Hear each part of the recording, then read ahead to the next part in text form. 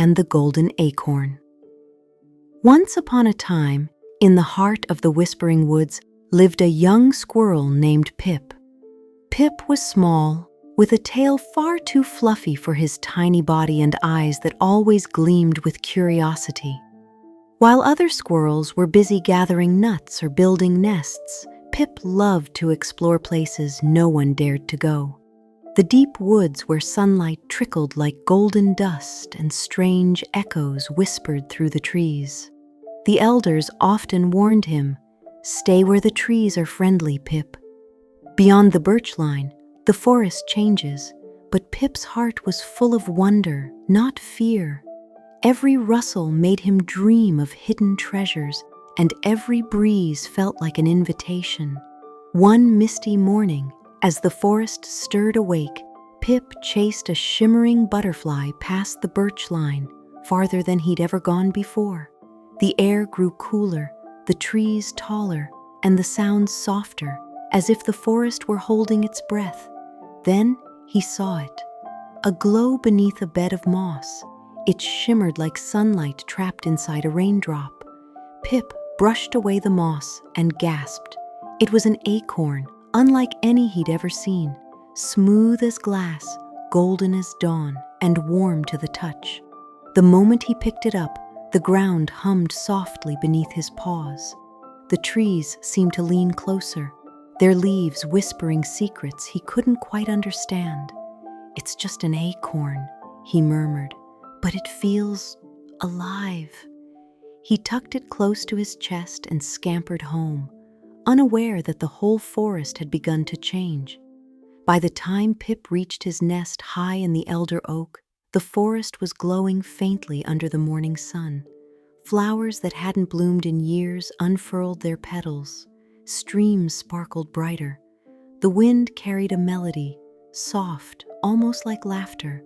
Pip's friend, Mira the bluebird, fluttered to his branch. "Pip, did you see the forest? It's like spring came in one night." Pip smiled proudly. "Maybe I helped. Look what I found." He showed her the golden acorn, Mira's feathers ruffled in awe. "That's beautiful, but it feels strange, like it's watching us." They decided to visit Elder Moss, the wise old tortoise who knew the forest's oldest tales. When Elder Moss saw the acorn, his eyes widened.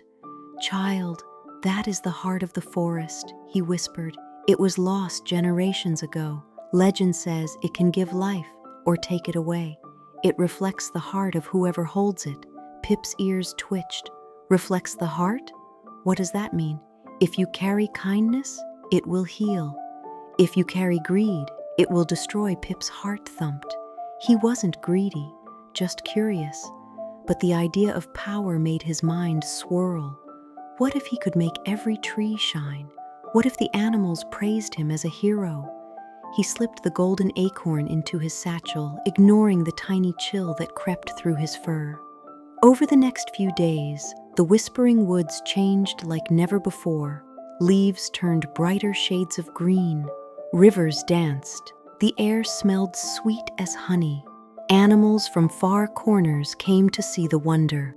"Look what Pip has done," they cheered. "He's brought magic back." Pip beamed. Every cheer filled him with warmth. But deep down, a small voice whispered, "Was it really me or the acorn?" He started wishing for more: taller trees, sweeter fruits, brighter flowers. Each wish came true, and each time the forest glowed a little too brightly. Then one morning, Mira fluttered to him again, anxious. "Pip, the river's flooding." "The flowers are wilting from too much sun." "Something's wrong." Pip looked around.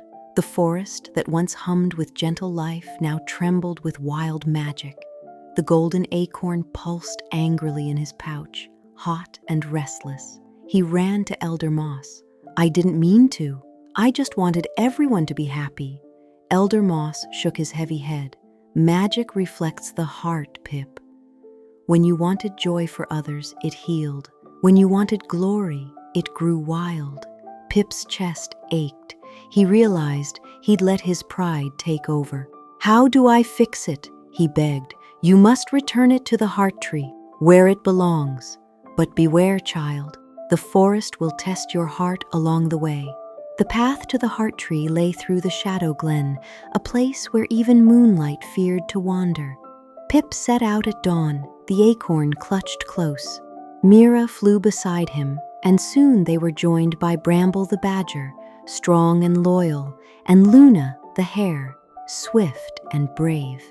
Together, they faced the trials of the forest.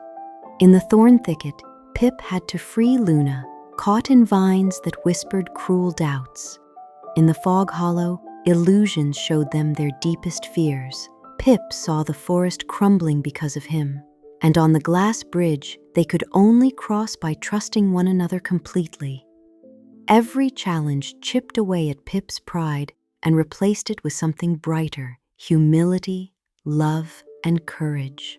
Finally, after many days, they reached the heart tree, a colossal oak that glowed faintly from within, its trunk marked with ancient symbols. Pip placed the acorn at its roots. The moment he did, golden light poured from the ground, wrapping the friends in warmth. "I'm sorry," Pip whispered. "I wanted to be special." But the forest was already perfect. I just couldn't see it. The light grew brighter, then settled into a gentle glow that spread across the woods like dawn breaking. The floods dried, the trees calmed, the balance returned. When the light faded, the golden acorn was gone. In its place grew a small sapling, glowing faintly, pulsing with life. Elder Moss arrived slowly, smiling through his wrinkles. "The forest chose well, Pip. The magic was never about power. It was about heart." Pip looked at his friends, Mira, Bramble, Luna, all smiling, tired but happy. He realized something then. He didn't need the forest to praise him. He just needed to protect it, to love it as it was. From that day, Pip became known not as the squirrel who found magic, but as the guardian of the woods. He spent his days teaching young animals about balance, kindness, and listening to the quiet voice of nature. And sometimes, when the morning light touched the forest floor, a faint golden shimmer would appear beneath the leaves, as if the forest was smiling back.